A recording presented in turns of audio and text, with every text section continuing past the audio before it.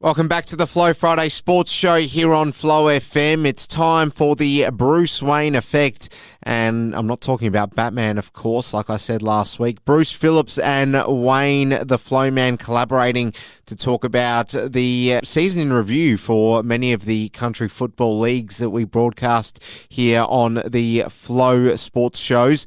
Majority of the segment focuses on what's happened throughout 2022 in New South Wales and across the border in Victoria. A bit of SA here as well, but majority focusing on the eastern states. So we'll hand you over now to Bruce and Wayne. Let's have a look at what's been a terrific season, because this is the first year, Bruce, that we've got back to really a full year of football without COVID having a major impact. I mean, it did have an impact in terms of people catching it, but the protocols that clubs put in place, their health practices and so forth, delivered what was a much-needed fountain for community spirit, a place to, again, socially meet, get our younger kids back playing sport, to pursue their careers. And here we are at the end of it all. Sports commentators like you and me, we're all back and we weren't closed down.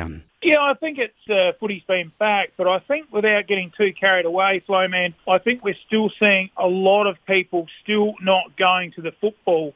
And not only that, we're seeing some of the ones that are going not wanting to get their hands dirty and help, whether that be going on the gate or whether that be in the canteen. Or whether that just be in general running jobs throughout the day. And there are some people still out there that are a bit wary of the COVID and don't want to have too much interaction with other communities, and that sort of makes an everyday running of a club pretty hard, doesn't it? It does. You make a good point with the fact that some clubs have now folded. We have Quambatook in Victoria that has decided to no longer continue. We saw the demise of the Mallee Football League with BDT going in with the Meningie Bears to become the Coorong Cats, and that triggering the amalgamations in the Mallee of the Mallee Storm and also the Southern Mallee Suns. So there has been some changes with clubs and with their continuation, which is disappointing, and I think that is as some result of COVID. Well, I think it is, and look, you only got to look at the speed of the river coming down at the moment. It is fast. There's only one thing that's been faster, Wayne, and that was the domino effect in the Mallee, wasn't it? It just fell over very quick, as we noticed. Border Downs, Tindanara were the first to push the first domino, and they went with Meningie. And look, it didn't take long from there, did it, with the likes of Karoonda and Peak and Murrayville into the new Murray Valley Football League, of course, the former Riverland Independents. And then, of course, the last one off the ranks was, of course, Pinaroo Lameroo with the formated of the Suns now. So, look, it's happened very quick, and it's sad. And like I said, the earlier comment, it is something to do with people at the footy and not the numbers around, not just in the playing side, but also in the volunteering side. And look, as we know, volunteers make up pretty much 70% of a footy club, don't they? They certainly do. I tell you what, they got back to it at Hume Football, and in New South Wales, they were pretty fortunate. Actually, Nick Murray, who just signed an extension to 2025, boy that grew up in Henty and also played at the GGGM Lions, the Ganmain Grong Matong Lions. But it was Osborne who went undefeated for the whole season and then lost the grand final unbelievably to Holbrook. Great effort from them. And the Riverina and Farah football competitions, there was some top football played in that part of the world, and in particular the GGGM Lions we mentioned earlier with Big Nick Murray. They are a really good outfit. They had Osborne star George Alexander, and they took all before them, beating Colin Galley, Glenwood Park. They're led by Ed Perryman, whose brother is a GWS player. Very, very good effort from them. Over in the Farah footy competition, the Mara Bombers really killed everybody through the season, were top of the table in the minor round, and then beat the Rock Yerrin Creek, the Magpies, at Robertson Oval at Wagga to win in the last dance. But it was not after a big fight from the Rock Erin Creek to get to the grand final. They getting past East Wagga Coringal in the preliminary final. Bruce, the Golden Rivers was overshadowed by what we mentioned earlier about the Quambatook, the club finishing up. Nullawil and Quambatook met through the year, two old stages in the Mallee of Victoria. I'll tell you what, Nullawil are now going from the Golden Rivers. They join the North Central for next year, but Nullawil, when they played Quambatook, the only game they lost for the year was one to Quambatook, but Quambatook couldn't do it when it got to the business end. They lost the prelim, and it was the Nullawil Maroons getting home in the big one and got there so that they would win another grand final for their club, and they continue on their merry way to North Central, and the Golden Rivers now left with just 6 clubs and what will happen to them in season 2023. North Central footy was back, old rivalries rekindled, Sea Lake Nandalee and Birchip Watcham Bulls. Those two were set to continue their big battle after the 2021 season was aborted just before the finals.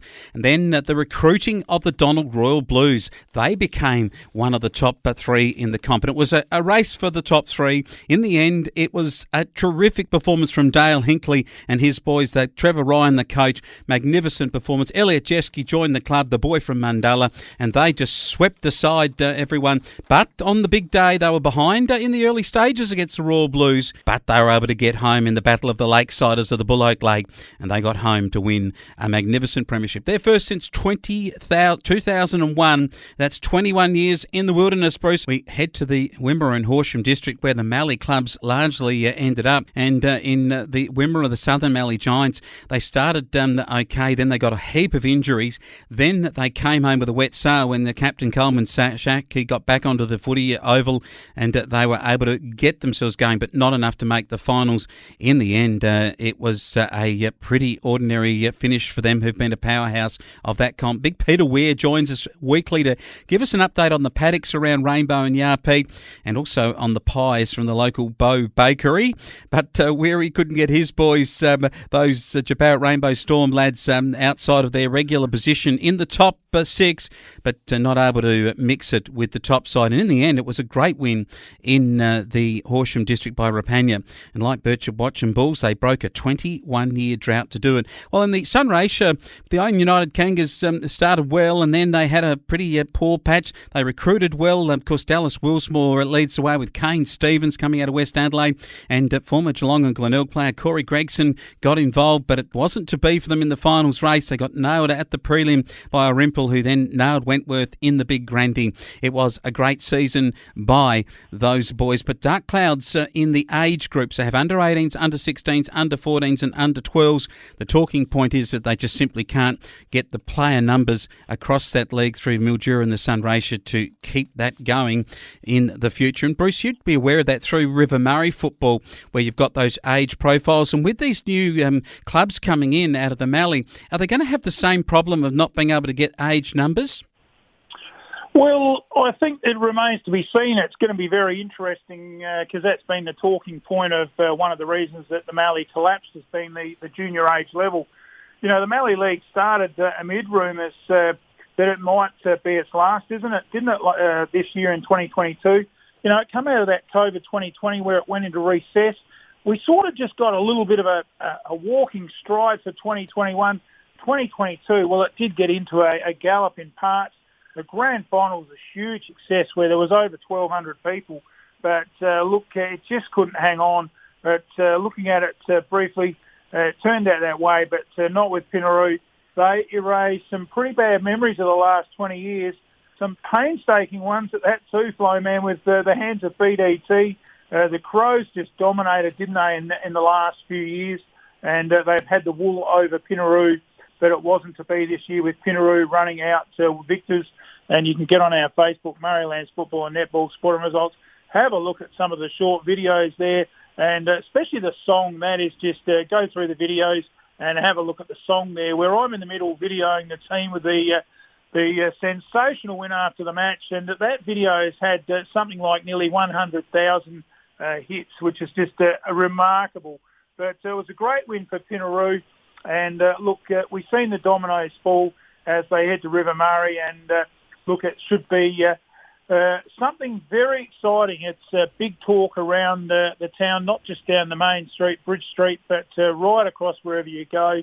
There's excitement building with 9 teams. The round 1 has been released, and we look forward to covering the River Murray right throughout the season, which will be it's just exciting. And look, I've got a little snippet. I can't honestly release it, Wayne. I've been sworn to secrecy on the Guernsey of the Karoonda Peak side. Look, I've got that right in front of me, but I just can't release it, Wayne. I've been sworn to secrecy. Over the radio, you should be able to give us a full description, Bruce, because we can't see it anyway. But just before we finalise the Western Air competition, great effort by the Ceduna Smoky Bay Blues. They beat, in a great game, the 2 Chandler boys coaching either side. The Blues coached by Brodie, his brother Jesse coaching the boys from out at Western United. What a game it was, won by the Blue Boys. Great Flinders competition was won by United Yalana Eagles. They beat Elliston Districts. I think they beat him 5 times through the season, beat them in the grand final too. The Eastern Air was a terrific performance in the end by Ports taking the flag, while the K&T, the powerhouse of regional football in the last 10 years, we saw an incredible effort by the Lucendale Navies. The Lucendale Kangaroos got up and beat the Keith Crows in an absolute beauty of a grand final. The Mid-South East, well, it was left to the magnificent side from Kalangadoo